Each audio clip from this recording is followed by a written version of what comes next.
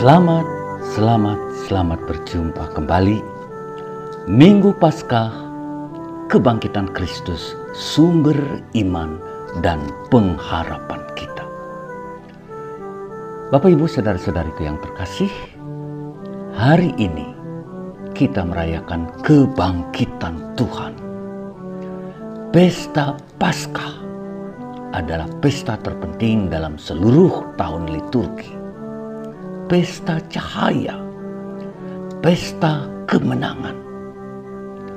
Tuhan yang bangkit menerangi hidup kita, yang memberi sukacita yang besar, pengharapan yang besar, yang penuh dengan kasih Allah. Amin. Haleluya. Puji Tuhan. Selamat berjumpa Bapak Ibu saudara-saudari kaum muda yang saya kasihi. Ada sukacita gembira yang besar bukan hari ini? Tuhan sudah bangkit. Haleluya. Amin. Amin. Nah, mari kita ikuti. Injil yang kita dengarkan pagi ini adalah sebuah laporan kejadian yang terjadi pagi-pagi Paskah. Maria Magdala pagi-pagi buta pergi ke makam. Masih gelap tentunya. Menurut hukum Ibrani, hari Sabat, orang tidak boleh keluar rumah supaya jangan ketahuan orang-orang Yahudi. Mereka pergi pagi-pagi buta, masih gelap, supaya tidak diketahui siapapun. Meski mereka sendiri adalah orang-orang Yahudi yang tahu hukumnya, yang taat pada hukum, namun mereka menyadari bahwa hari itu tidak boleh bepergian.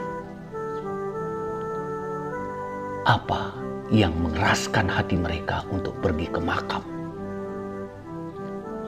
Mereka sesungguhnya menderita, sedih, namun penuh kasih. Mereka pergi ke kubur. Dan ketika mereka sampai di makam, mereka sangat-sangat terkejut. Apa yang terjadi? Masih gelap, remang-remang, dan mereka melihat batu sudah terguling. Tambah bingung, tambah cemas. Tentu takut juga. Pertanyaan mereka, siapa yang menggulingkan batu yang besar dan berat ini? Tak pernah terpikirkan kalau Yesus akan bangkit. Meskipun Yesus sudah berulang kali menyatakan kepada mereka. Nah, tambah penasaran mereka. Tanpa pikir panjang lebar, Maria segera pergi melaporkan kepada murid-murid yang lain. Untuk membuktikan laporan Maria, Petrus dan Yohanes segera berlari ke makam. Dan memang benar, seperti apa yang Maria laporkan. Petrus masuk makam. Kain kafan, kain pembungkus wajah tergeletak di tanah. Aneh sekali, pikir mereka. Petrus berpikir, apa orang curi jenazahnya? Petrus tidak mampu menjawab teka-teki yang aneh ini. Sementara Yohanes, dia masuk. Dia lihat hal yang sama seperti yang dilihat Petrus. Lalu dia berpikir, ini bukan pencurian jenazah. Yohanes mengerti. Ia percaya Yesus hidup. Yohanes sekarang memahami apa yang Yesus pernah katakan. Bahwa Yesus akan disiksa, dibunuh, mati di kayu salib, tetapi pada hari ketiga ia akan bangkit. Bapak Ibu saudara-saudariku yang terkasih, Yesus yang bangkit, sumber cahaya. Kebangkitannya memberikan cahaya yang menghalau kegelapan. Kebangkitannya menghalau kegelapan, ketakutan. Arti sengsara yang diwarnai dengan penyiksaan yang kejam, dramatis, hukuman salib, kematian, sengsara, penderitaan. sekarang memberi arti.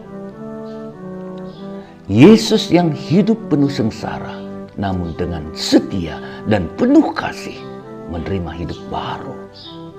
Hidup yang penuh misteri, hidup yang kekal, penuh kebaikan Allah. Dan tentu saja ini semua kita hanya mampu memahaminya dalam iman. Nah, dalam bacaan pertama, Petrus yang sedang berada di rumah Kornelius memberikan kesaksian yang luar biasa. Yesus dibangkitkan Allah. Kejadian ini tidak disampaikan kepada semua orang, namun hanya kepada kami yang Allah telah pilih. Kami yang makan bersama Yesus. Yesus yang bangkit penuh kekuatan. Penderitaan dan sengsaranya memberikan pengampunan atas dosa-dosa manusia.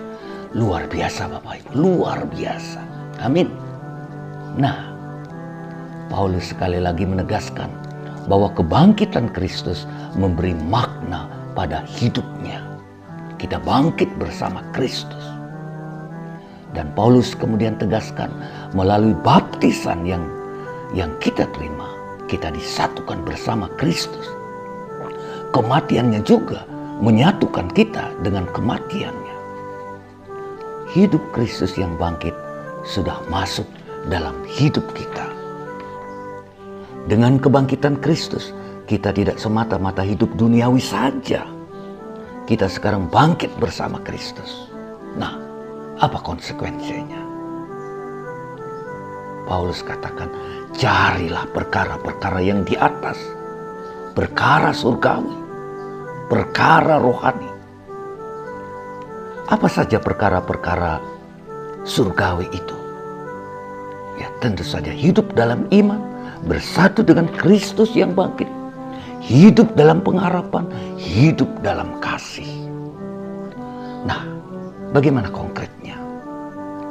Konkretnya tentulah kita harus hidup dengan murah hati bagi orang lain. Hiduplah dengan semangat melayani. Hiduplah dengan perhatian yang besar bagi mereka yang membutuhkan. Siapa mereka? Iya, siapapun mereka. Hiduplah yang pantas sebagai anak-anak Allah. Anak-anak milik Allah. Dan kita adalah kepunyaan Allah. Kebangkitan Kristus bukan hanya sumber iman, tapi dia menjadi sumber pengharapan kita yang besar.